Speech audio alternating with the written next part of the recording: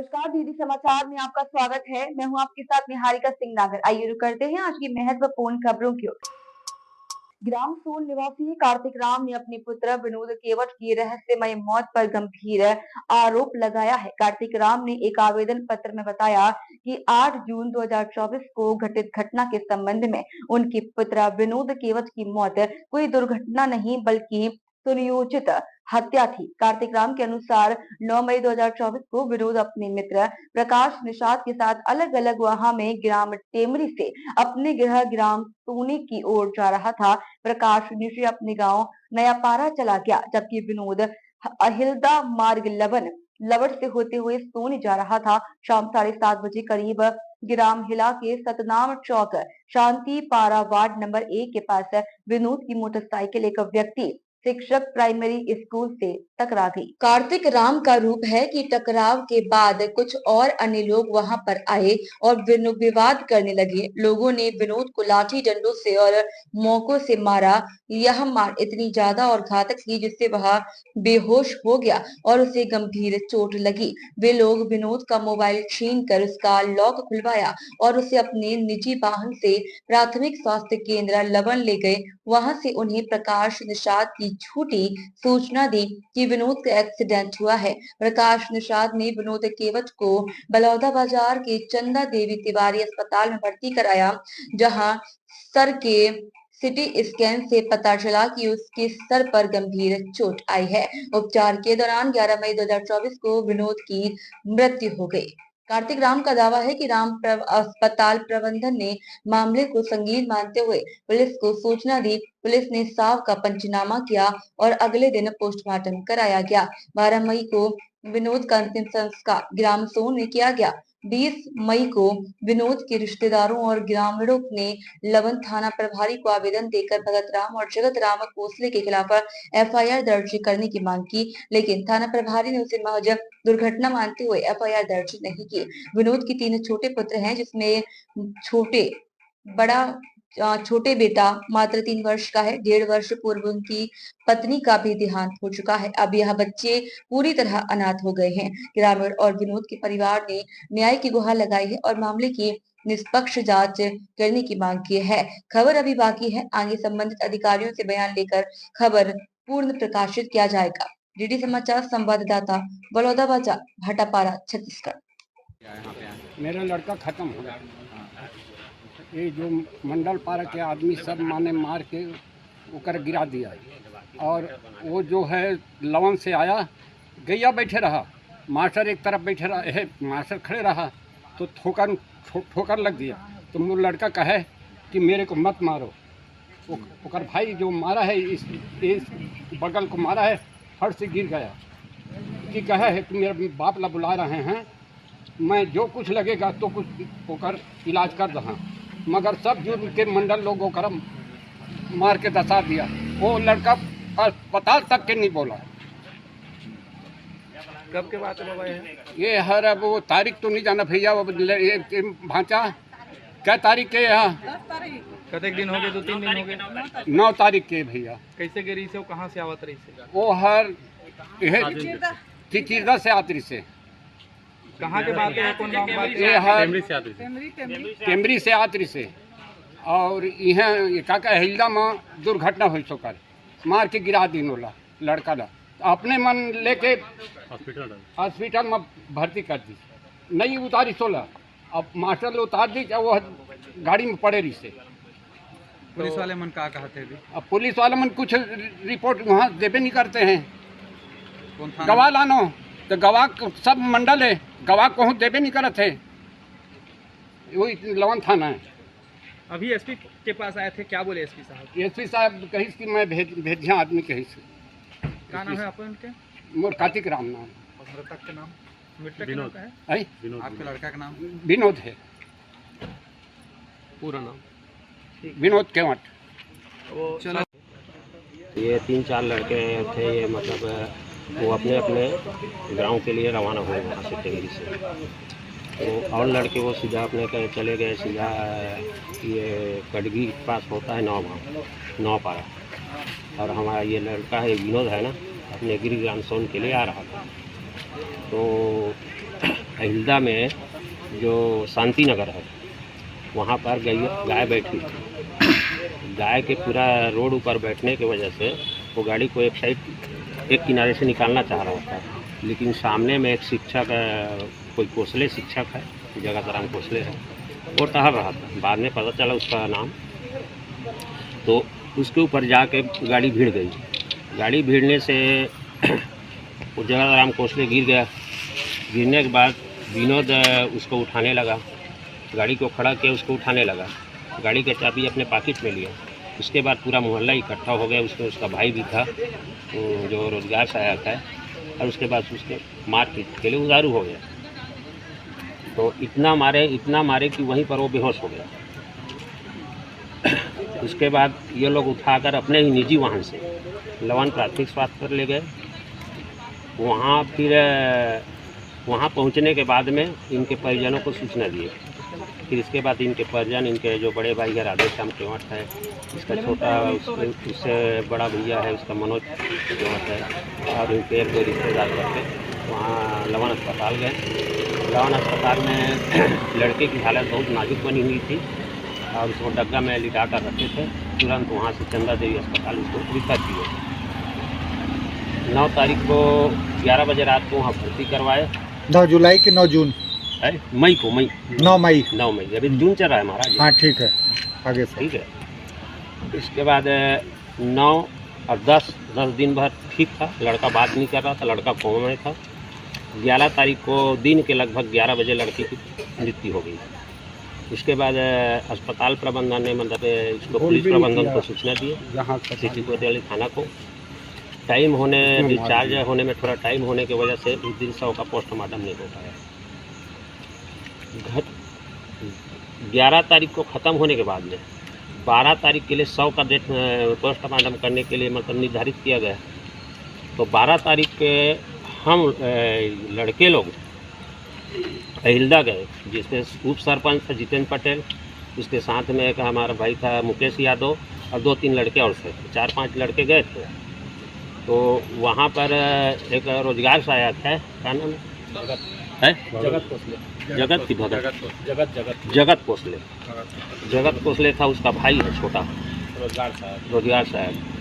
तो ये लोग गाड़ी के पास जब गए ना अपने बाइक के पास में बाइक लेने के लिए, तो बोला गाड़ी को छूना मत, और गाड़ी को छूने का भी नाम लोगे या लेने का नाम लोगे तब इतना मारेंगे कि जितना कहना चाहिए। कल के डेट में, परसों के डेट में उसको मारे हैं, उस लड़का को उसे हड्डी पट्टी तोड़ते तक मारेंगे। ऐसे करके ईंट का रोड़ा उठा लिए थे इनको मारने के लिए।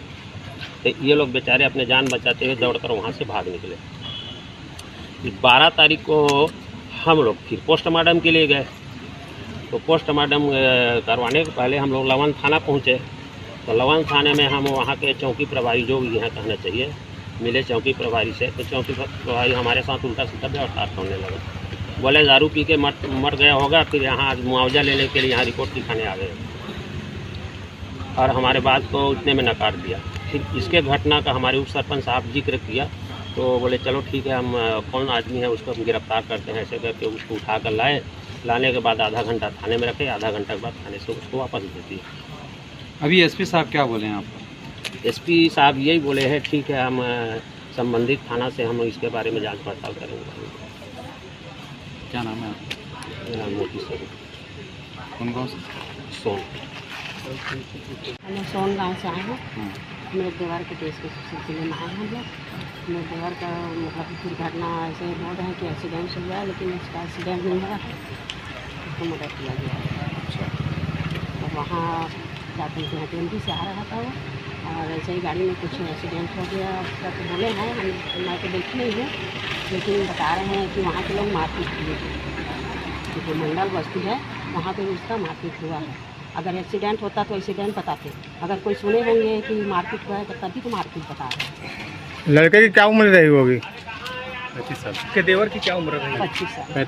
35। क्या शादीशुदा है वो? हाँ, 3 लड़के, शादीशुदा है, 3 लड़का है, 3 लड़के हैं। लड़का है, माँ 3 साल का है छोटा बच्चा, और एक उससे ऐसे ही 5 साल का है, और ऐसे ही 7 साल। अभी आप लोग लवन थाने वगैरह भी गए थे क्या? वहाँ FIR दर्ज नहीं कर रहे हैं क्या है? वहाँ गए थे, लेकिन वहाँ कोई सुनवाई नहीं सुनाई है हुई। नहीं। कोई सुनवाई नहीं हो रहा है। क्या बोल रहे हैं उन लोग? घूस खा के बोल रहे हैं कि करेंगे करेंगे बोल रहे हैं, लेकिन कुछ कर नहीं रहे हैं। अभी एसपी साहब क्या बोले? अभी मैं तो अंदर नहीं गई थी, क्या बोले हैं कार्रवाई करेंगे करके बोले हैं। लड़के की मृत्यु घटना स्थल पर ही हुई या अस्पताल पहुंचकर हुई? अस्पताल पहुँच क्या नाम है आपका? मेरा नाम संतोषी कुमार है। संसद परिसर में लगातार सत्ता पक्ष के सांसद इमरजेंसी को लेकर विरोध प्रदर्शन कर रहे हैं। ब्रजमोहन अग्रवाल जी हमारे साथ हैं, बीजेपी नेता और सांसद। ब्रजमोहन जी, किस तरह से रिएक्ट करेंगे? विपक्ष कह रहा है कि वो संविधान बचाने की लड़ाई लड़ रहा है। स्पीकर ने जो प्रस्ताव रखा इमरजेंसी को लेकर, उस पर को लेकर भी गुस्सा में। देखिए, 50 साल पहले देश को जेल बना दिया गया था, संविधान की हत्या कर दी गई थी, लोकतंत्र की हत्या कर दी गई थी, लाखों पॉलिटिकल लीडर्स को जेलों में डाल दिया गया था, हजारों परिवार बेघर हो गए थे, कितने लोगों की मृत्यु हो गई, और उसके ऊपर में आज उसकी 50 साल हो रही है।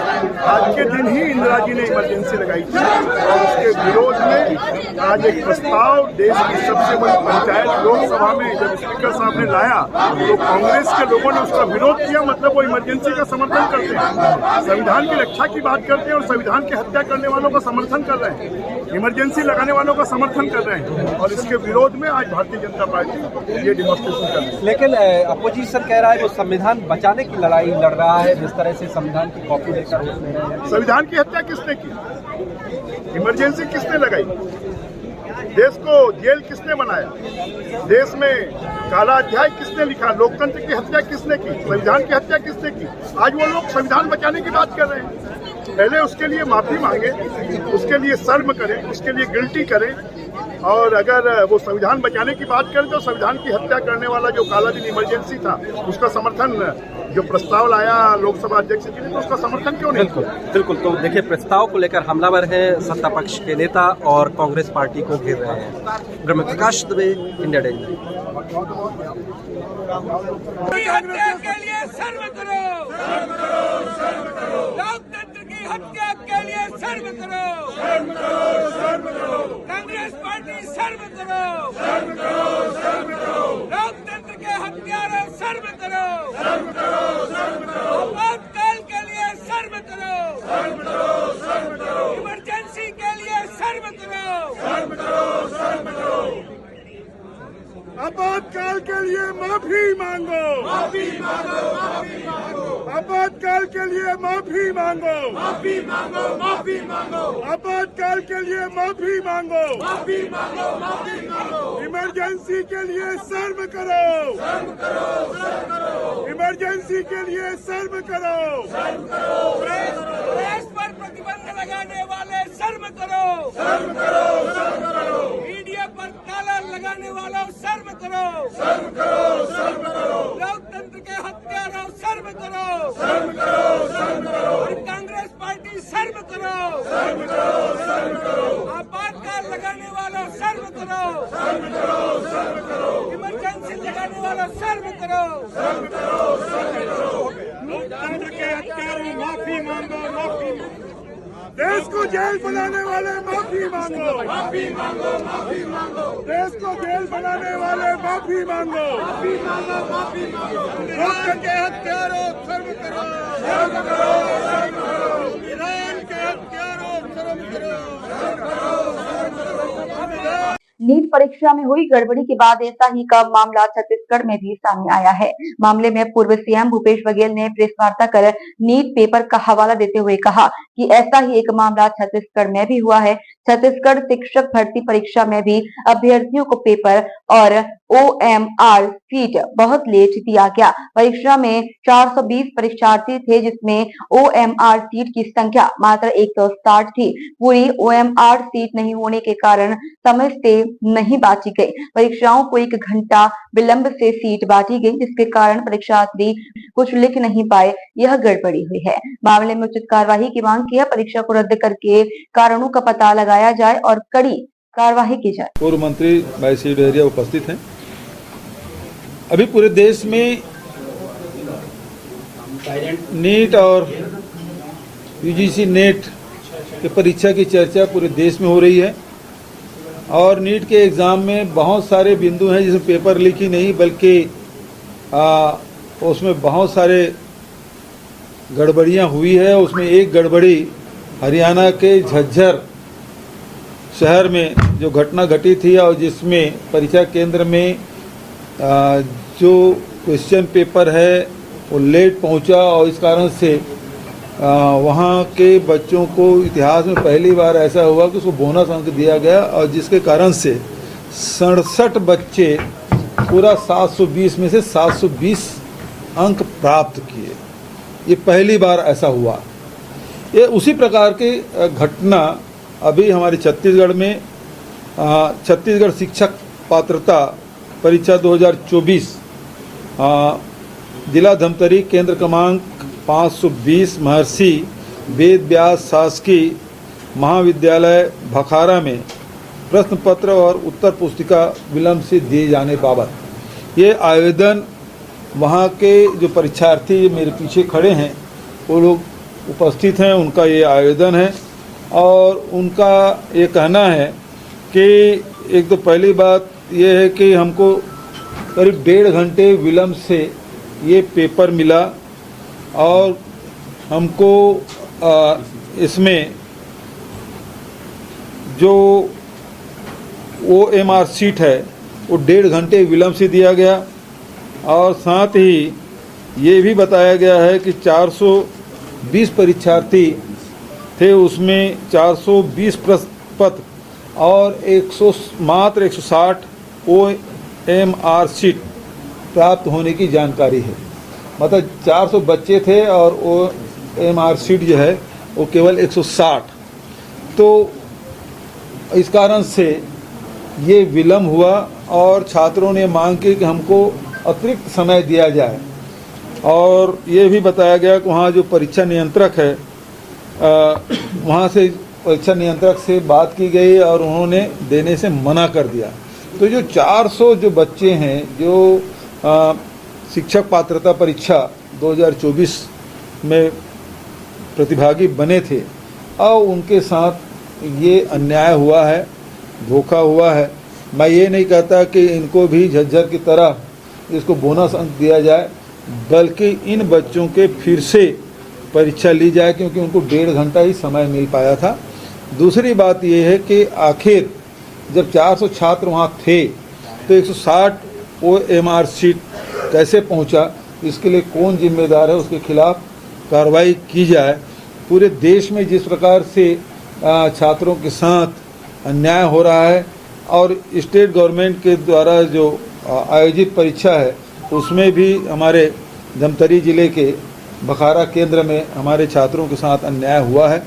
तो इसमें कार्रवाई मैंने मुख्यमंत्री जी को एक पत्र लिखा है, इसमें तत्काल कार्रवाई की जाए ताकि इन निर्णय भी लिया जाए तत्काल और कार्रवाई भी की जाए ताकि इन 400 छात्र छात्राओं के भविष्य के साथ खिलवाड़ न हो।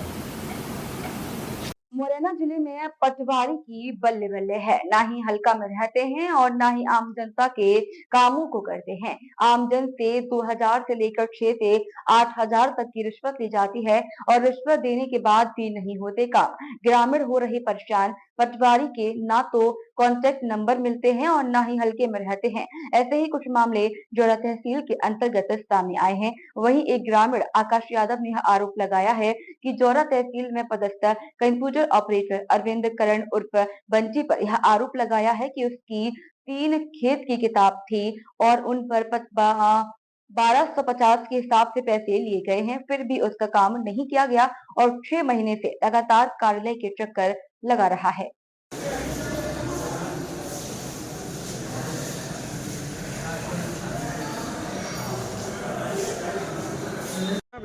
मेरा नाम कल्प यादव। कहाँ के रहने वाले हो? भाई साहब मैं उड़ई को रहने वाला हूँ। क्या समस्या है आपकी? समस्या है भाई साहब, मेरी जो ज़मीन है ना, जो ज़मीन मैं नपवा रहा हूँ वो बगैर आदेश है पटवारी है शैलेंद्र, उसने नापी है और 6000 रुपये लिए।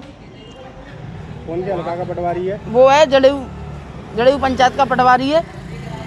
और भाई साहब मेरे को, मैं ये चाहता हूँ कि मेरे को बस मेरी ज़मीन मिल जाए पूरी, दोबारा ज़मीन न बनाए, दोबारा मेरी ज़मीन न पजाए। मेरी ज़मीन का ये समस्या है। इसके लिए एसडीएम से शिकायत की पैसे लेने की? नहीं अभी नहीं की। तो कर रहे हैं शिकायत? बिल्कुल करेंगे। नीरज। क्या समस्या लेकर एसडीएम? अरे बंटवारे के लिए कागज जमा कर दिया, आवेदन दे दिया, 4 महीने हो गए जब से दिया है? और पटवारी को दिया है, स्मिता डंडोतिया, कौन सी हल्का की पटवारी है? नदगांवली। कितना समय हो गया? 4 महीना हो गया। कितने पैसे दिए? 3000 रुपये। फिर भी काम नहीं हुआ? नहीं है। कब पैसे दिए थे? अरे 4 महीने हो गए जब दिए। हल्का में रहती है ये? हल्का में आती नहीं है। फोन लगाया आपने? फोन लगा, अभी भी लगा रहे हैं फोन। फोन नहीं उठा दी? फोन नहीं, बैक लिस्ट में डला है नंबर। क्यों पैसे दिए थे, क्या कारण रहे? अरे बोल रही कि बिना खर्चे से थोड़ी होता है ये काम, खर्चा देना पड़ेगा जब होगा। अब और मांग रही है तो अब बता, पैसा की नहीं बताया मैंने, आप बताओ पैसा लगेगा जब हम वहाँ पे देंगे पैसा। और अभी भी डिमांड कर रही है? हाँ, अरे फोन ही नहीं उठा रही अब तो कि कर दूंगी कर दूंगी कर दूंगी। क्या नाम तुम्हारा? आकाश यादव। क्या दिक्कत है, क्यों जाए एसडीएम कार्यालय आए? हमारे नामांतरण करवाए के मन जिनने रुपया दे। किसको? अरविंद करण बंटी भाई साहब को, और 12,500 रुपया दे के गए, 3 किताबें निकली और 6 महीना आते अभी नामांतरण नहीं हुआ है। 3 किताबों के 12,500, एक किताब के 12,500? हाँ, ये किताबें कितने दी? 12,500। तो 3 किताबों कितने दे दिए? जोड़ लो कितने रहे हैं तो। कब लिए थे ये रुपए? आए से 4 महीना 5 महीना आ गए तब। फिर भी काम नहीं हुआ? नहीं हुआ अभी। वो हम रोज फिर रहे हैं, कहते हैं कि बस आय करवा दें 10 दिन में, 15 दिन में, ऐसे टाइम लगाते हैं, आए नो काम नहीं हुआ है। रेडी कौन सी ब्लॉक लगता है? ब्लॉक जमीन कहाँ की है? जमीन पारगढ़ में। सर, कुछ ग्रामीणों की शिकायत आई है कि पटवारी पैसे भी ले लेते हैं और उनके काम भी नहीं किए जा रहे हैं। सर, पहली बात तो पटवारियों के पास ऐसे कौन से काम हैं जो पटवारी को करना है? नामांतरण तहसील में तहसीलदार करता है, सीमांकन का भी ऑनलाइन दर्ज होता है, लोक सेवा केंद्र में सबकी समय सीमा है, और इस टाइप की कोई शिकायतें मेरे पास तो आई नहीं है।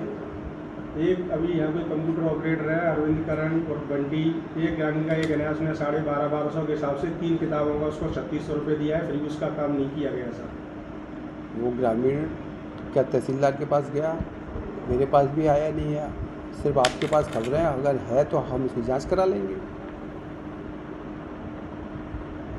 25 जून 1975 को तत्कालीन प्रधानमंत्री इंदिरा गांधी के द्वारा पूरे देश भर में आपातकाल लागू किया गया था। इसी दिन के विरोध में भारतीय जनता पार्टी हर साल 25 जून को आपातकाल का काला दिवस के रूप में मनाती है। आपको बता दें कि बीजेपी के द्वारा प्रदेश भर में आयोजित कार्यक्रम में सभी मंत्री, विधायक और बीजेपी के नेतागण शामिल हुए। कार्यक्रम में शामिल होकर सभी नेताओं ने आपातकाल की कड़ी निंदा भी की। के साथ फिलहाल मामले में सियासत प्रारंभ हो गई है। दोनों ही पार्टियों के बड़े नेता भी राजनीति बयान देने से नहीं बच रहे हैं और आपातकाल को लेकर आपात बातें करते दिखाई दे रहे हैं। आज आपातकाल का काला दिवस भारतीय जनता पार्टी सभी जिला मुख्यालयों में मना रही है। जिस प्रकार से संविधान को बंधक बनाने का काम इंदिरा गांधी ने किया था, आपातकाल लगाकर 21 महीने जिस प्रकार से लोगों के नागरिक अधिकारों का हनन करके तानाशाही दिखाई थी और हजारों लोगों को जेल के अंदर डालने का काम, न्यायपालिका, मीडिया, सबकी स्वतंत्रता का हनन करने का काम और देश के लोगों को प्रताड़ित करने का काम कांग्रेस पार्टी, इंदिरा गांधी की सरकार ने किया था। वो वास्तव में देश के लिए काला दिन था और किस प्रकार से अत्याचार, अनाचार इंदिरा गांधी और कांग्रेस की सरकार ने किया था,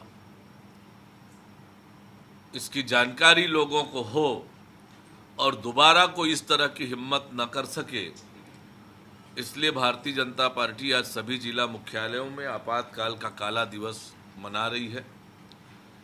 रायगढ़ प्रवास पर जा रहा हूं, इस दौरान अपने विभागीय अधिकारियों के साथ बैठक करके चल रही योजनाएं, उन सब की समीक्षा करने का काम भी होगा कुछ स्थानों पर निरीक्षण करने का भी कार्यक्रम है। ये कांग्रेस कह रही है कि मोदी सरकार में अघोषित आपातकाल जो है ये तो वो तो घोषित था और उसमें इंदिरा जी में इतनी साहस थी, उन्होंने घोषित किया। गलत था सही था वो इतिहास उसके परीक्षण कर रहे हैं। और लेकिन अभी जो 10 साल की जो सरकार है वो तो अघोषित इमरजेंसी है, चाहे वो मीडिया हो, चाहे वो राजनीतिक दल हो, चाहे वो किसान हो, कोई भी वर्ग हो, यदि सरकार से सवाल पूछे तो उसके खिलाफ कार्रवाई हो रही है, उसको जेल भेजा जा रहा है। 2 मुख्यमंत्री जेल भेज दिए। जितने भी 95% जो ईडी की कार्रवाई है विपक्षी दल के नेताओं के खिलाफ हुआ है। दूसरी बात यह है कि मीडिया के लोगों के खिलाफ भी कार्रवाइयाँ की गई है। कितने लोगों की जानें चली गई, कितने लोगों की नौकरी छूट गया और 3 काले कानून लाए। 750 से अधिक किसान शहीद हो गए। तो आज जो दिल्ली में बैरिकेडिंग हो रहा है, कील गड़ाए जा रहे हैं, किसान के आंदोलन गड़ाए गए, ये क्या बात करता है। और अभी चुनाव के पहले, लोकसभा चुनाव के पहले लेवल प्ले ग्राउंड की बात कही जाती है, इलेक्शन कमीशन ने कहा, लेकिन ऐसा देखने में मिला क्या? कांग्रेस के आप खाते सीज कर रहे हैं। इलेक्शन कमीशन से जो शिकायतें हो रही है उसके खिलाफ कोई कार्रवाई नहीं। आप धर्म के नाम से वोट नहीं मांग सकते, लेकिन प्रधानमंत्री खुद मांग रहे थे। सुप्रीम कोर्ट ने कहा कि इसके निर्वाचन में विपक्ष के नेताओं को होना चाहिए, कोर्ट के होना चाहिए, उसको आप बदल दे रहे हैं। और अभी 1 जुलाई से जो कानून लगने वाला है, सीआरपीसी और आईपीसी में जो परिवर्तन किया गया है तो और बहुत घातक है।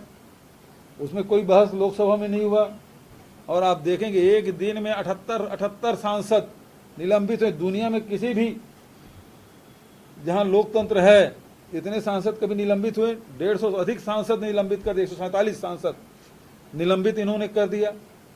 और अभी आप नीट के एग्जाम के देख ही रहे हैं क्या हो रहा है। उस चेयरमैन को न हटा रहे हैं, ना मंत्री को हटा रहे हैं। तो लोकतंत्र है कहाँ? और अभी भी लोकतंत्र का पालन नहीं कर रहे हैं।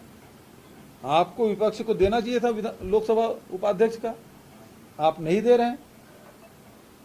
तो ये जो घटनाक्रम है, ये कह रहे हैं कि वो काला दिवस मना रहे हैं, लेकिन अब क्या हो रहा है? भारतीय जनता पार्टी के नेताओं से ही पूछ लो उनकी स्थिति क्या है। वो तो बोल भी नहीं पा रहे, हम लोग तो बोल रहे हैं। छपे ना छपे, दिखाओ ना दिखाओ, बोल तो रहे हैं। भाजपा वाले तो बोल भी नहीं पा रहे हैं। यहां सबकी बोलती बंद है। अब रमन सिंह जी का नाम नहीं लूंगा क्योंकि विधानसभा का अध्यक्ष है, लेकिन अमर अग्रवाल की स्थिति क्या है, कि अजय चंद्राकर की स्थिति क्या है, ब्रिजमोहन अग्रवाल को जबरदस्ती वहां भेज दिया गया, लता हुसैंडी की स्थिति क्या है, तो जितने और रेणुका सिंह की स्थिति क्या है, बोल पा रहे हैं क्या? कि उधर वसुंधरा राजे बोल पा रही है और उसके एक जने बोले अभी देखो उसका क्या होता है। शिवराज का लड़का भाषण दिया है, तो दिल्ली भी नतमस्तक है, तो पीड़ा तो कहीं न कहीं झलक रहा है ना। तो भाजपा वाले बोल भी नहीं पा रहे बेचारे। मैं उनके दुख समझ रहा हूं, लेकिन अब पड़ा है डंडा कि जाओ काला झंडा लेके जाओ, तो जा रहे हैं बेचारे। लेकिन उनकी स्थिति क्या है? इमरजेंसी से बदतर स्थिति है। ठीक है। 27 जून से 14 जून जुआ खेलने के बाद अब पंचायत सचिव का ड्यूटी समय में शराब पीकर पंचायत में बैठने का वीडियो सामने आया है। ड्यूटी समय में शराब के नशे में धुत बैठा हुआ पंचायत सचिव कमल नारायण तारक है। मामले पर जनपद सीईओ अभनपुर ने नोटिस से कार्रवाई करने की बात कही थी और इससे पहले भी ग्रामीणों ने जिला पंचायत सीईओ को इसकी लिखित में शिकायत की थी, लेकिन कार्रवाई नहीं होने से सचिव के हौसले बुलंद हैं। वायरल वीडियो में सचिव साफ कह रहा है कि मुझे निलंबित कर दो, मैं यहाँ से चला जाऊंगा। सुनो महोदय, आप अच्छा काम करता मजा आता, लेकिन आज शराब पी के आज के नहीं आया। मैं कोई शराब नहीं पिया हूँ। हाँ, मैं कुछ नहीं। उसको फोटो खींचो। बना रहा हूँ ना मैं। अभी मेडिकल के जाओगे ना तो सब पता चल जाएगा। कोई मेडिकल कोई मतलब जो लिखो सब, आप बस्सी को पूरा लगवा दियो।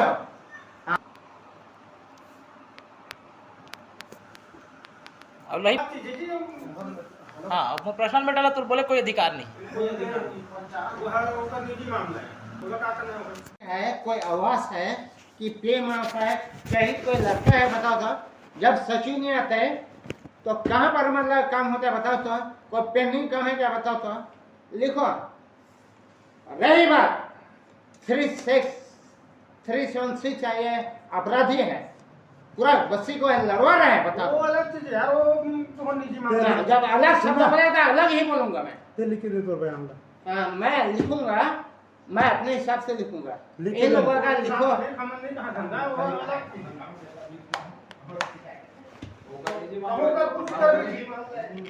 जब मेरे खिलाफ ज्यादा शिकायत करेगा तो मैं उसके खिलाफ नहीं प्रूफ कर नहीं जी। हाँ प्रूफ कर कहीं का बाद हमला का करना गांव निवासी अत्याचार हम गांव में सहयोग कर सकते हैं। अरे भाई मावा सुन, समझ बात सुन ना भाई। ये है बाद में क्या करे ये प्रूफ करते तो हम एक प्रूफ करबे का क्या चीज का एक का प्रूफ कर तुम बता तो सचिव नहीं है की सचिव नहीं है कि सचिव आते नहीं है वाली बात अलग है। कुछ समय बैठे ओकर बात नहीं बैठे नहीं। अभी बता विधायक महोदय कितना काम चलत है बता तो ये मला का भाई मला हम बता तो इतना फैला है पटवारी बन के।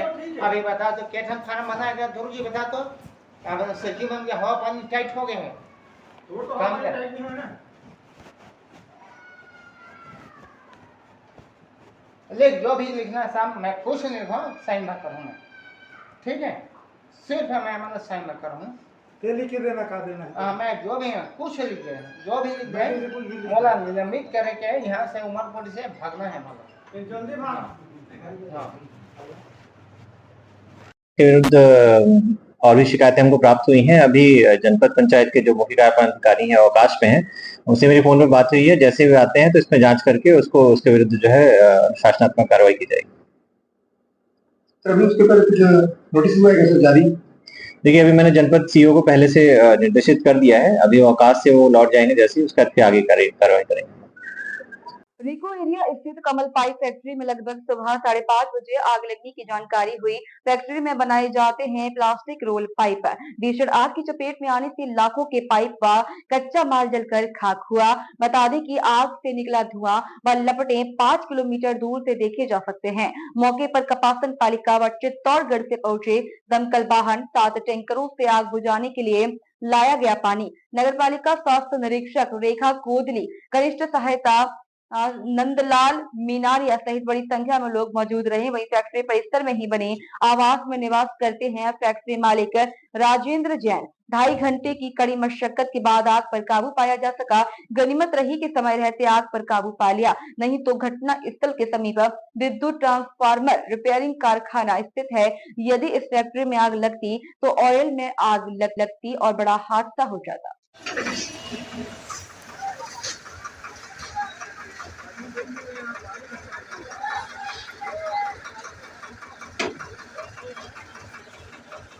गौकशी करने वाले 2 आरोपियों के घर को किया जमीनों दंज। दूराबाद थाना क्षेत्र के बंगाली कॉलोनी में प्रशासन, पुलिस एवं शासकीय हमला कर रहा है कार्यवाही। 7 दिवस कुछ आरोपियों ने की थी गौकशी। गौ सेवकों की शिकायत पर पुलिस ने मशरूका जब्त किया था। असगर व जब्बार सहित 9 लोग गोकशी करने वालों को बनाया था आरोपी। कई दिनों से गोकशी करने वालों के विरुद्ध कार्यवाही की मांग उठ रही थी। आज भी ग्राम पंचायत नूराबाद क्षेत्र का बाजार बंद करने की घोषणा की थी प्रशासन, राजस्व। सुबह पुलिस ने आज सुबह ही कर दी कार्यवाही। पुलिस असगर तथा जब्बार सहित 5 आरोपियों को कर चुकी है गिरफ्तार। अभी भी मौके पर चल रही है कार्यवाही।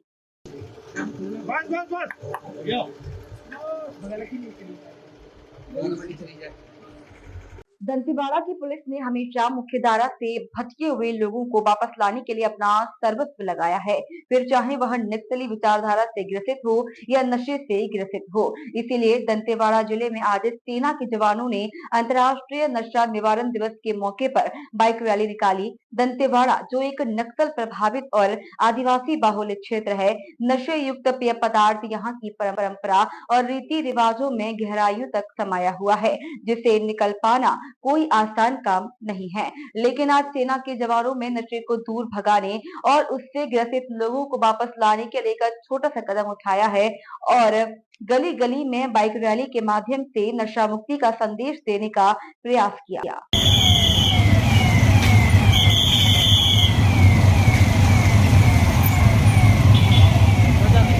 आज 26 जून अंतर्राष्ट्रीय नशा निवारण दिवस है, जिसमें हम समाज को ये संदेश देना चाहते हैं कि सब नशे से दूर रहें, क्योंकि नशा करने से बहुत ही नुकसान होता है। फैमिली बर्बाद हो जाती है, देश का, समाज का, सबको नुकसान होता है। इसलिए हम अपने जवानों से बाइक रैली निकलवा के गली गली, दंतेवाड़ा के गली गली मोहल्ले में यह जाके संदेश दे रहे हैं कि आप नशे से दूर रहिए और अपने समाज और परिवार से जुड़िए। पुलिस स्टेशन महतियाना के अंतर्गत पड़ते क्षेत्र में नशों के व्यापारियों, समाज विरोधी अंसरों के खिलाफ यातायात के नियमों की पालना करने हेतु पुलिस की ओर से किस तरह की कार्रवाई की जा रही है, इस संबंधी थाना प्रभारी इंस्पेक्टर उषा रानी से दलजीत अजनोहा की ओर से की गई विशेष बातचीत। दोस्तों, साडी अक्सर कोशिश होती है जो कोई अधिकारी कर्मचारी ਜਾਂ कोई विशेष तौर पर किसी कंपेन के तहत ਜਾਂ कोई किसी तरह मुहिम के तहत वो खास काम करता है तो खास लोगों की गल करता है ਜਾਂ लोगों के समाज के विचों ऊनताइयां खत्म कर ले ਜਾਂ समाज विरोधी कर ले, ਉਹਦੇ ਤੇ ਨਾਲ ਅਸੀਂ ਗੱਲਬਾत करते हैं। सो ਅੱਜ इसे लड़ी तहत ਅਸੀਂ पंजाब पुलिस के ਜਿਹੜੇ ਕੰਮ ਕਰਦੇ, पंजाब पुलिस ਵੱਲੋਂ ਮੌਜੂਦਾ ਹਾਲਾਤਾਂ ਨੂੰ ਲੈ ਕੇ ਨਸ਼ਿਆਂ ਤੇ ਕਿਸ ਤਰ੍ਹਾਂ ਠੱਲ ਪਾਈ ਜਾਂ ਨਸ਼ਿਆਂ ਨੂੰ, ਕਿਉਂਕਿ ਨਸ਼ਿਆਂ ਦਾ ਪੰਜਵਾਂ ਦਰਿਆ ਅਕਸਰ ਕਿਹਾ ਜਾਂਦਾ ਕਿ ਪੰਜਾਬ ਦੇ ਵਿੱਚ ਵਗ ਰਿਹਾ, ਪਰ ਮੌਜੂਦਾ ਸਰਕਾਰ ਵੱਲੋਂ ਵਧੀ ਐਫਰਟਸ ਕੀਤੀ ਜਾ ਰਹੀ ਹੈ ਤੇ ਪੁਲਿਸ ਅਧਿਕਾਰੀਆਂ ਨੂੰ ਨਿਰਦੇਸ਼ ਦਿੱਤੇ ਗਏ ਆ ਵੀ ਸਖਤੀ ਦੇ ਨਾਲ ਇਹਨਾਂ ਨੂੰ ਰੋਕਿਆ ਜਾਵੇ। ਸੋ ਅੱਜ ਅਸੀਂ ਪਹੁੰਚੇ ਜ਼ਿਲ੍ਹਾ ਹੁਸ਼ਿਆਰਪੁਰ ਦੇ ਥਾਣਾ ਮੀਡੀਆਣਾ, ਜਿੱਥੇ ਅਸੀਂ SHO ਮੈਮ उषा रानी ਜਿਹੜੇ ਇੰਸਪੈਕਟਰ ਨੇ ਉਹਨਾਂ ਦੇ ਨਾਲ ਗੱਲਬਾਤ ਕਰਾਂਗੇ ਵੀ ਉਹਨਾਂ ਦੇ ਇਲਾਕੇ ਦੇ ਵਿੱਚ ਕਿੰਨੇ ਪਿੰਡ ਨੇ ਤੇ ਉਹ ਨਸ਼ਿਆਂ ਨੂੰ ਰੋਕਣ ਲਈ ਕਿਸ ਤਰ੍ਹਾਂ ਦੀ ਜਿਹੜੀ ਕਾਰਵਾਈ ਕਰ ਰਹੇ। ਮੈਡਮ ਇੰਸਪੈਕਟਰ ਉਸ਼ਾ ਰਾਣੀ ਜੀ, ਆਪਦਾ ਸਵਾਗਤ ਹੈ ਜੀ ਦਾ ਭਾਰਤ ਤੇ। ਮੈਮ, ਜਿਵੇਂ ਅਸੀਂ ਗੱਲ ਕੀਤੀ ਹੈ ਨਸ਼ਿਆਂ ਨੂੰ ਰੋਕਣ ਲਈ ਤੁਹਾਡੇ ਵੱਲੋਂ ਕਿਸ ਤਰ੍ਹਾਂ ਦੇ ਉਪਰਾਲੇ ਕੀਤੇ ਜਾ ਰਹੇ ਆਪਣੇ ਹਲਕੇ ਵਿੱਚ? ਸਰ, ਸਾਡੇ ਪੁਲਿਸ ਸਟੇਸ਼ਨ ਦੇ ਵਿੱਚ 57 ਪਿੰਡ ਪੈਂਦੇ ਨੇ ਐਂਡ ਹਰੇਕ ਪਿੰਡ ਦੇ ਅਕੋਰਡਿੰਗ ਅਸੀਂ ਜਿਹੜੀਆਂ ਇਸ ਏਰੀਏ ਦੇ ਅਕੋਰਡਿੰਗ ਜੈਲਸ ਬਣਾਈਆਂ ਹੋਈਆਂ, ਹਰੇਕ ਤੇ ਆਪਣਾ ਪੁਲਿਸ ਆਫਿਸਰ, ਬੀਟ ਆਫਿਸਰ ਲੱਗਿਆ ਹੋਇਆ ਹੈ। ਐਂਡ ਜਦੋਂ ਸਾਨੂੰ ਟਾਈਮਲੀ ਇਨਫੋਰਮੇਸ਼ਨ ਮਿਲਦੀ ਹੈ ਕਿ ਸਰ ਇਸ ਪਿੰਡ ਦੇ ਵਿੱਚ ਕੋਈ ਨਸ਼ਾ ਵੇਚਦਾ ਹੈ ਜਾਂ ਕੋਈ ਨਸ਼ਾ ਕਰਦਾ ਹੈ ਜਾਂ ਨਸ਼ਾ ਕੋਈ ਪੀਂਦਾ ਹੈ, ਤਾਂ ਅਸੀਂ ਉਹਦੇ ਅਕੋਰਡਿੰਗਲੀ ਹੀ ਕਾਰਵਾਈ ਕਰਦੇ ਹਾਂ। ਜਿਵੇਂ ਕਿ ਜੇ ਕੋਈ ਨਸ਼ਾ ਸਮਗਲਰ ਕੋਈ ਸਮਗਲਿੰਗ ਕਰਦਾ ਹੈ ਤਾਂ ਅਸੀਂ ਉੱਤੇ ਰੈਕੀ ਕਰਕੇ ਜਾਂ ਕੋਈ ਹੋਰ ਆਪਣੇ ਐਫਰਟਸ ਲਗਾ ਕੇ ਉਹਨੂੰ ਜਿਹੜਾ ਪੁਲਿਸ ਸਟੇਸ਼ਨ ਲਿਆ ਕੇ ਤਾਂ ਉਹਦੇ ਪਰਚਾ ਦਰਜ ਕਰਕੇ ਉਹਦੀ ਕਾਰਵਾਈ ਕਰਦੇ ਹਾਂ। ਐਂਡ ਜੇ ਕੋਈ ਲੜਕਾ ਜਾਂ ਕੋਈ ਵੀ ਇੱਦਾਂ ਦਾ ਵਿਅਕਤੀ ਹੈ ਜਿਹੜਾ ਨਸ਼ਾ ਪੀਂਦਾ ਹੈ ਜਾਂ ਉਸ ਚੀਜ਼ ਤੋਂ ਗ੍ਰਸਤ ਹੈ ਕਿ ਉਹ ਵਿਕਟਮ ਹੈ, ਤੇ ਅਸੀਂ ਉਹਦੀ ਜਿਹੜੀ ਉਹਨੂੰ ਡੀ ਐਡਿਕਸ਼ਨ ਸੈਂਟਰ ਦੇ ਵਿੱਚ ਉਹਦੇ ਪੇਰੈਂਟਸ ਦੇ ਨਾਲ ਗੱਲ ਕਰਕੇ ਉਹਨੂੰ ਜਮ੍ਹਾਂ ਕਰਵਾ ਦਿੰਦੇ ਹਾਂ। ਇਸ ਤੋਂ ਇਲਾਵਾ ਜਿਹੜੇ ਆ ਸਾਡੇ ਪੰਜਾਬ ਸਰਕਾਰ CM ਭਗਵੰਤ ਮਾਨ ਜੀ ਵੱਲੋਂ ਐਂਡ ਸਾਡੇ SSP ਸ਼੍ਰੀ ਸੁਰਿੰਦਰ ਲਾਂਬਾ ਜੀ ਵੱਲੋਂ, SSP ਹੁਸ਼ਿਆਰ ਜੀ ਵੱਲੋਂ ਸਾਨੂੰ ਸਖਤ ਜਿਹੜੀਆਂ ਇਹ ਹਦਾਇਤਾਂ ਦਿੱਤੀਆਂ ਗਈਆਂ ਕਿ ਜੇਕਰ ਸਾਡੇ ਏਰੀਏ ਦੇ ਵਿੱਚ ਕੋਈ ਵੀ ਨਸ਼ਾ ਵੇਚਦਾ ਹੈ ਜਾਂ ਕੋਈ ਨਸ਼ਾ ਕਰਦਾ ਹੈ ਜਾਂ ਇਹਦੀ ਥੋੜ੍ਹੀ ਜਿਹੀ ਵੀ ਇਨਫੋਰਮੇਸ਼ਨ ਆਉਂਦੀ ਹੈ ਤਾਂ ਅਸੀਂ ਉਹਨਾਂ ਨੂੰ ਵੈਰੀਫਾਈ ਕਰਕੇ ਪ੍ਰੋਪਰਲੀ ਉਹਦੇ 'ਤੇ ਬਣਦੀ ਕਾਰਵਾਈ ਕੀਤੀ ਜਾਵੇ। ਐਂਡ ਕਈ ਸਾਡੇ ਕੋਲ ਇਸ ਤਰ੍ਹਾਂ ਦੇ ਹੈਗੇ ਵੀ ਜਿਨ੍ਹਾਂ ਦੇ ਪਹਿਲਾਂ ਮੁਕੱਦਮੇ ਦਰਜ ਹੋ ਚੁੱਕੇ ਆ ਐਂਡ ਅਸੀਂ ਉਹਨਾਂ ਨੂੰ ਪ੍ਰੋਪਰਲੀ ਵੈਰੀਫਾਈ ਕਰਦੇ ਹਾਂ। ਅਗਰ ਪੰਚਾਇਤ ਦੇ ਕੋਈ ਵੀ ਪਿੰਡ ਦੇ ਮੋਹਤਬਾਰ ਬੰਦੇ ਜਾਂ ਸਾਰਾ ਪਿੰਡ ਉਹਦੇ ਹੱਕ ਦੇ ਵਿੱਚ ਹੈ ਕਿ ਇਹ ਬੰਦਾ ਖਾਮੋਸ਼ ਹੈ, ਇਹ ਬੰਦਾ ਨਹੀਂ ਕੰਮ ਕਰਦਾ, ਸੁਧਰ ਚੁੱਕਾ ਹੈ, ਤਾਂ ਸਾਡਾ ਵੀ ਫਰਜ਼ ਬਣਦਾ ਹੈ ਕਿ ਅਸੀਂ ਉਹਨਾਂ 'ਤੇ ਜਿਹੜਾ ਆ ਉਹ ਗਲਤ ਉਹਨਾਂ ਦੇ ਨਾਲ ਕਾਰਵਾਈ ਨਾ ਕਰੀਏ, ਬਟ ਜੇ ਉਹ ਸੁਧਰ ਚੁੱਕਾ ਹੈ ਤਾਂ ਅਸੀਂ ਉਹਨੂੰ ਸੁਧਰਨ ਵਾਲੇ ਪਾਸੇ ਹੀ ਲਗਾਈਏ। ਮੈਮ, ਬਹੁਤ ਵਧੀਆ ਉਪਰਾਲਾ ਕੀਤਾ ਜਾ ਰਿਹਾ ਪੁਲਿਸ ਵੱਲੋਂ। ਅਕਸਰ ਦੇਖਿਆ ਜਾਂਦਾ ਪਿਛਲੇ ਸਮੇਂ ਦੇ ਦੌਰਾਨ ਲੋਕ ਜਿਹੜੇ ਸੀ ਬਹੁਤ ਡਰਦੇ ਸੀ ਕਿਸੇ ਤਰ੍ਹਾਂ ਦੀ ਪੁਲਿਸ ਨੂੰ ਇਨਫੋਰਮੇਸ਼ਨ ਦੇਣ ਲਈ। ਬੇਸ਼ੱਕ ਸਰਕਾਰ ਵੱਲੋਂ, ਪੰਜਾਬ ਪੁਲਿਸ ਵੱਲੋਂ ਇਹ ਨਿਰਦੇਸ਼ ਦਿੱਤੇ ਕਿ ਕਿਉਂ ਨਾ ਗੁਪਤ ਰੱਖਿਆ ਜਾਊਗਾ। ਕੀ ਤੁਹਾਨੂੰ ਲੱਗ ਰਿਹਾ ਵੀ ਲੋਕ ਜਾਗਰੂਕ ਹੋਏ, ਲੋਕ ਤੁਹਾਨੂੰ ਡਾਇਰੈਕਟਲੀ ਇਨਫੋਰਮੇਸ਼ਨ ਦਿੰਦੇ ਜਾਂ ਕੋਈ ਹੋਰ ਵੇ ਅਪ ਕਰਕੇ ਤੁਹਾਨੂੰ ਦਿੰਦੇ? ਇਸ ਚੀਜ਼ ਲਈ ਅਸੀਂ ਨਾ ਤਹਿ ਦਿਲ ਤੋਂ ਲੋਕਾਂ ਦਾ ਧੰਨਵਾਦ ਕਰਦੇ ਹਾਂ ਕਿ ਉਹ ਸਾਨੂੰ ਡਿਫਰੈਂਟ ਮੀਡੀਅਮਸ ਤਹਿਤ ਜਦੋਂ ਅਸੀਂ ਪਬਲਿਕ ਮੀਟਿੰਗਸ ਕਰਦੇ ਹਾਂ ਜਾਂ ਪਿੰਡਾਂ ਦੇ ਵਿੱਚ ਜਾ ਕੇ ਕੋਈ ਡਰੱਗਸ ਕੈਂਪੇਨਸ ਕਰਦੇ ਹਾਂ ਜਾਂ ਜਿਸ ਤਰ੍ਹਾਂ ਹੁਣ ਸਾਡਾ ਚੱਲ ਰਿਹਾ ਕਿ ਅਸੀਂ ਫੁੱਟਬਾਲ, ਵਾਲੀਬਾਲ, ਬਾਸਕਟਬਾਲ ਦੇ ਟਰੱਕ ਅਵੇਅਰਨੈਸ ਲਈ ਯੂਥ ਨੂੰ ਅਸੀਂ ਮੋਟੀਵੇਟ ਕਰਕੇ ਉਹ ਮੈਚਸ ਵਗੈਰਾ ਕਰਵਾ ਰਹੇ ਹਾਂ। ਐਂਡ ਉੱਥੇ ਸਾਨੂੰ ਕੋਈ ਨਾ ਕੋਈ ਇਹੋ ਜਿਹਾ ਵਿਅਕਤੀ ਜਾਂ ਵੈਸੇ ਵੀ ਇਹੋ ਜਿਹੇ ਵਿਅਕਤੀ ਸਾਨੂੰ ਮਿਲ ਜਾਂਦੇ ਜਿਹੜੇ ਸਾਨੂੰ ਦੱਸਦੇ ਨੇ ਵੀ ਸਾਡੇ ਪਿੰਡ ਦੇ ਵਿੱਚ ਕੋਈ ਇਸ ਤਰ੍ਹਾਂ ਦੀ ਕੋਈ ਮਤਲਬ ਕਿ ਇੱਦਾਂ ਦੀ ਕੋਈ ਹਰਕਤ ਕਰ ਰਿਹਾ ਹੈ। ਐਂਡ ਅਸੀਂ ਇਹ ਤਾਂ ਸਿਰਫ ਅਸੀਂ ਫੇਸ ਟੂ ਫੇਸ ਮਿਲ ਕੇ ਸਾਡੀ ਹੁੰਦੀ ਹੈ, ਅਦਰਵਾਈਜ਼ ਵੀ ਸਾਨੂੰ ਕੋਈ ਸੀਕ੍ਰੇਟਲੀ ਜਿਹੜੀ ਹੈ ਕੌਨਫੀਡੈਂਸ਼ੀਅਲ ਇਨਫੋਰਮੇਸ਼ਨ ਆ ਜਾਂਦੀ ਹੈ। ਸਾਡੀਆਂ ਹੈਲਪਲਾਈਨਸ ਵੀ ਬਣੀਆਂ ਹੋਈਆਂ ਹੁਸ਼ਿਆਰਪੁਰ ਦੀਆਂ, ਐਂਡ ਉੱਥੋਂ ਵੀ ਸਾਨੂੰ ਇਨਫੋਰਮੇਸ਼ਨ ਆਉਂਦੀ ਹੈ। ਕੋਈ ਹੋਰ ਬੰਦਾ ਜਿਹੜਾ ਉਹ ਸਾਨੂੰ ਸੀਕ੍ਰੇਟਲੀ ਮਿਲ ਕੇ ਦੱਸਣਾ ਚਾਹੁੰਦਾ ਹੈ, ਉਹਦੀ ਵੀ ਅਸੀਂ ਸਾਰਿਆਂ ਦੀ ਜਾਣਕਾਰੀ ਅਸੀਂ ਗੁਪਤ ਰੱਖਦੇ ਹਾਂ, ਬਿਕੋਜ਼ ਉਹ ਸਮਾਜ ਨੂੰ ਸੁਧਾਰਨ ਦੀ ਜਿਹੜੀ ਆ ਉਹ ਉਪਰਾਲਾ ਕਰ ਰਹੇ ਨੇ। ਅਸੀਂ ਉਹ ਸਾਡੇ ਨਾਲ ਨਸ਼ੇ ਖਿਲਾਫ ਜਿਹੜੀ ਮੁਹਿੰਮ ਦੇ ਨਾਲ ਸਾਡੇ ਜੁੜੇ ਨੇ, ਐਂਡ ਅਸੀਂ ਉਹਨਾਂ ਦੇ ਇਸ ਐਫਰਟ ਨੂੰ ਅਸੀਂ ਉਹਨਾਂ ਦੇ ਨਾਲ ਸਹਿਯੋਗ ਲੈ ਕੇ ਅਸੀਂ ਉਹਨੂੰ ਐਪਰੀਸ਼ੀਏਟ ਵੀ ਕਰਦੇ ਹਾਂ, ਤੇ ਉਹਦੇ ਸਹਿਯੋਗ ਦੇ ਨਾਲ ਹੀ ਅਸੀਂ ਜਿਹੜਾ ਇਹ ਨਸ਼ਾ ਮਿਟਾਉਣਾ ਹੈ। ਸਾਡੀ ਜਿਹੜੀ ਆ ਵੈਸੇ ਵੀ ਗੁਜ਼ਾਰਿਸ਼ ਹੈ, ਜੇ ਕੋਈ ਕਿਸੇ ਦੇ ਮੇਰੇ ਏਰੀਏ 'ਚ ਜਾਂ ਕਿਸੇ ਆਲੇ ਦੁਆਲੇ ਵੀ ਕੋਈ ਨਸ਼ਾ ਵੇਚਦਾ ਹੈ ਤਾਂ ਉਹਦੀ ਕਾਈਂਡਲੀ ਸਾਨੂੰ ਇਨਫੋਰਮੇਸ਼ਨ ਦਿੱਤੀ ਜਾਵੇ। ਅਸੀਂ ਉਹਦੀ ਜਿਹੜੀ ਆ ਜਾਣਕਾਰੀ ਹੈ ਜਾਂ ਉਹਦਾ ਨਾਮ ਹੈ ਬਿਲਕੁਲ ਗੁਪਤ ਰੱਖਾਂਗੇ।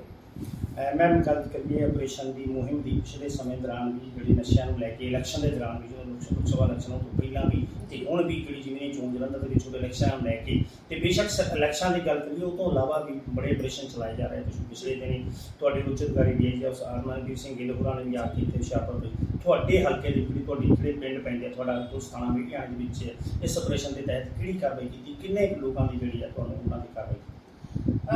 ਅਸੀਂ ਇੱਕ ਤਾਂ ਜਿਹੜੇ ਆ ਜਦੋਂ ਸਾਡੇ ਕੈਸੋ ਆਪਰੇਸ਼ਨ ਚੱਲਦੇ ਨੇ, ਕੋਆਰਡੀਨੇਟ ਸਰਚ ਆਪਰੇਸ਼ਨ ਚੱਲਦੇ ਨੇ, ਟਾਈਮਲੀ ਸਾਨੂੰ ਹਦਾਇਤਾਂ ਹੁੰਦੀਆਂ ਨੇ। ਇਸ ਤੋਂ ਇਲਾਵਾ ਵੀ ਅਸੀਂ ਆਪਣੇ ਲੈਵਲ 'ਤੇ ਉਹ ਜਿਹੜੇ ਸਲਮਸ ਏਰੀਆ ਜਾਂ ਕੋਈ ਸਾਨੂੰ ਜਿਹੜੇ ਲੱਗਦੇ ਨੇ ਏਰੀਆ ਜਿਹਨਾਂ 'ਚ ਡਰੱਗ ਸੇਲ ਹੁੰਦਾ ਹੈ, ਹੌਟ ਸਪੌਟ ਪੁਆਇੰਟਸ ਨੇ, ਉੱਥੇ ਜਾ ਕੇ ਅਸੀਂ ਆਪਣੇ ਉਹ ਰੇਡਸ ਕਰਦੇ ਹਾਂ। ਉੱਥੋਂ ਸਾਨੂੰ ਜਦੋਂ ਵੀ ਕੋਈ ਇੱਦਾਂ ਦਾ ਵਿਅਕਤੀ ਮਿਲਦਾ ਹੈ ਤਾਂ ਅਸੀਂ ਉੱਥੇ ਡੈਪ ਰਿਕਵਰੀ ਹੁੰਦੀ ਹੈ ਸਾਨੂੰ, ਤਾਂ ਅਸੀਂ ਉੱਥੇ ਕਾਰਵਾਈ ਕਰਦੇ ਹਾਂ। ਹੁਣ ਤੱਕ ਮੈਂ ਇਸ ਮਹੀਨੇ ਦੇ ਵਿੱਚ 10 ਮੁਕੱਦਮੇ ਦਰਜ ਕੀਤੇ, ਉਹਨਾਂ ਦੇ ਵਿੱਚੋਂ ਜਿਹੜੇ ਆ 6 ਮੁਕੱਦਮੇ NDPS ਦੇ ਹੀ ਨੇ, ਉਹਨਾਂ 'ਚ ਕਾਫੀ ਅੱਛੀ ਰਿਕਵਰੀ ਹੋਈ ਹੈ।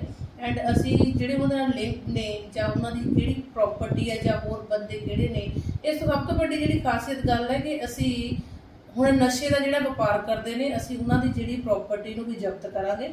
ਸਰਕਾਰ ਵੱਲੋਂ ਸਾਡੇ ਮਾਨਯੋਗ SSP ਸਾਹਿਬ ਵੱਲੋਂ ਵੀ ਪੂਰੀ ਤਰ੍ਹਾਂ ਸਾਨੂੰ ਇਸ ਚੀਜ਼ ਲਈ ਸਹਿਯੋਗ ਦਿੱਤਾ ਜਾ ਰਿਹਾ ਹੈ। ਅਸੀਂ ਉਹਨਾਂ ਦੀ ਪ੍ਰੋਪਰਟੀ ਵੈਰੀਫਾਈ ਕਰਾ ਕੇ ਉਹਨਾਂ ਦੇ ਬੈਂਕ ਅਕਾਊਂਟ ਡਿਟੇਲ ਕਰਵਾ ਕੇ ਉਹਨਾਂ ਦੇ ਵਹੀਕਲ ਜਿਹੜੇ ਆ ਉਹ ਸਾਰਾ ਕੁਝ ਜ਼ਬਤ ਕਰਵਾ ਰਹੇ ਹਾਂ। ਉਹਨਾਂ ਦੀ ਪ੍ਰੋਪਰਟੀ ਜਿਹੜੀ ਆ ਉਹ ਭੇਜ ਕੇ ਅਸੀਂ ਉਹਨਾਂ ਦੇ ਖਿਲਾਫ ਕੇਸ ਤਿਆਰ ਕਰਕੇ 60F ਦੇ ਤਹਿਤ ਉਹ ਤਿਆਰ ਕਰਕੇ ਅਸੀਂ ਭੇਜ ਰਹੇ ਹਾਂ। ਮਤਲਬ ਕਿ ਜਿਨ੍ਹਾਂ ਨੇ ਕਿਸੇ ਦੇ ਘਰ ਇੱਦਾਂ ਖਰਾਬ ਕੀਤੇ ਨੇ ਤੇ ਉਹਨਾਂ ਦੇ ਘਰ ਵੀ ਖਰਾਬ ਹੋਣੇ ਚਾਹੀਦੇ ਇੱਕ ਤਰ੍ਹਾਂ ਮੰਨ ਲਓ।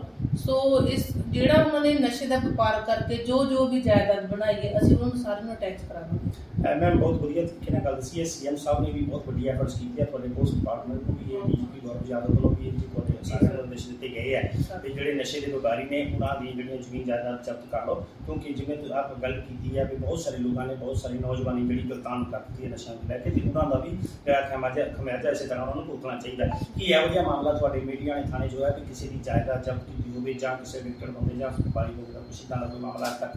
ਹਾਂਜੀ, ਅਸੀਂ ਇੱਕ ਦੀ ਜਾਇਦਾਦ ਜ਼ਬਤ ਕਰਵਾਈ ਹੈ। ਅਸੀਂ ਇੱਕ ਹੋਰ ਕੇਸ ਤਿਆਰ ਕਰ ਰਹੇ ਹਾਂ ਤੇ ਉਹਦੀ ਵੀ ਜਲਦੀ ਅਸੀਂ ਜਾਇਦਾਦ ਜਿਹੜੀ ਹੈ ਉਹ ਜ਼ਬਤ ਕਰਵਾਵਾਂਗੇ। ਮੈਮ ਹੋਰ ਕੋਈ ਗੱਲ ਜਿਹੜੀ ਤੁਸੀਂ ਸਾਡੇ ਦਰਸ਼ਕਾਂ ਰਾਹੀਂ ਜਾਂ ਸਾਡੇ ਚੈਨਲ ਦੇ ਮਾध्यਮ ਲੋਕਾਂ ਤੱਕ ਨਸ਼ਿਆਂ ਨੂੰ ਲੈ ਕੇ ਜਾਂ ਸਮਾਜ ਵਿਰੋਧੀ ਅਨਸਰਾਂ ਨੂੰ ਲੈ ਕੇ ਜਾਂ ਹੋਰ ਕੋਈ ਵੀ ਕਿਸੇ ਤਰ੍ਹਾਂ ਦੀ ਗਤੀਵਿਧੀਆਂ ਜਿਹੜੀਆਂ ਸਮਾਜ ਦੇ ਖਿਲਾਫ ਉਹਨਾਂ ਲੋਕਾਂ ਲਈ ਤੁਸੀਂ ਕੀ?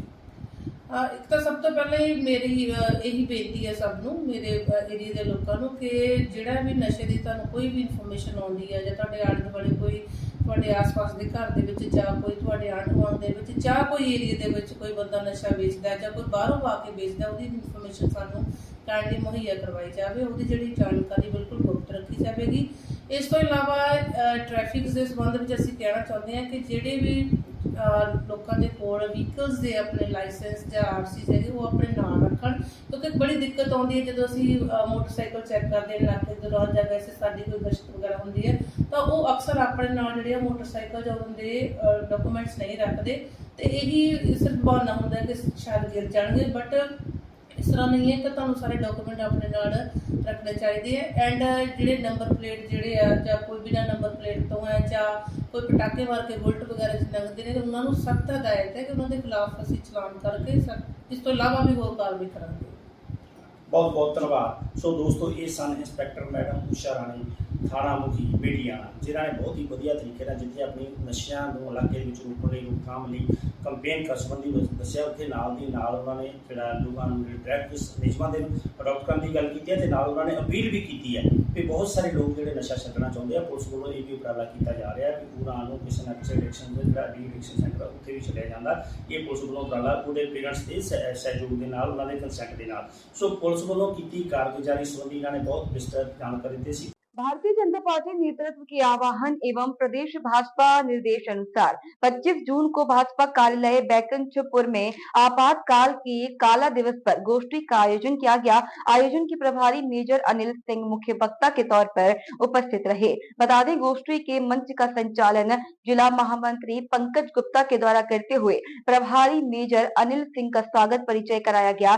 तत्पश्चात जिला अध्यक्ष कृष्ण बिहारी जायसवाल ने कार्यकर्ताओं के समक्ष गोष्ठी पर अपना वक्तव्य प्रस्तुत करते हुए कहा कि 25 जून 1975 का आपातकाल भारतीय लोकतंत्र का वो काला अध्याय है जिसे कभी भुलाया नहीं जा सकता। आपातकाल के दौरान इस देश के आम लोगों को लोकतंत्र के तमाम स्तंभों को बड़ी यातना से गुजरना पड़ा था। इस देश के संविधान को छत बिछत करते हुए कानूनों में ऐसे संशोधन किए गए थे जिससे समूचे राष्ट्र का नुकसान हुआ था। जिला अध्यक्ष कृष्ण बिहारी ने कहा कि 25 जून 1975 से 21 मार्च 1977 तक 21 महीने की अवधि में भारत में आपातकाल घोषित था। तत्कालीन राष्ट्रपति फरुखुद्दीन अली अहमद ने तत्कालीन भारतीय प्रधानमंत्री इंदिरा गांधी के कहने पर भारतीय संविधान के अनुच्छेद 352 के अधीन आपातकाल की घोषणा कर दी, जो कि स्वतंत्र भारत के इतिहास में सबसे विवादास्पद और अलोकतांत्रिक काल था। बता दें कि आपातकाल में चुनाव स्थगित हो गए तथा नागरिक अधिकारों को समाप्त करके मनमानी की गई। इंदिरा गांधी ने अपने राजनीतिक विरोधियों को कैद कर लिया और प्रेस पर प्रतिबंध लगा दिया। इंदिरा गांधी के बेटे संजय गांधी के नेतृत्व में बड़े पैमाने पर पुरुष नसबंदी अभियान चलाया गया, जो कि भारतीय इतिहास की सर्वाधिक काली अवधि थी, जिसे भारतीय जनता पार्टी और देश हर नागरिक समय समय पर और प्रत्येक वर्ष इस काले अध्याय आपातकाल की वर्षी के रूप में देश और समाज को अवगत कराते रहेगा और कांग्रेस की ऐसी कुरीतियों से आने वाली पीढ़ी को जागरूक करता रहेगा। अब बता दें कि पूर्व प्रधानमंत्री इंदिरा गांधी द्वारा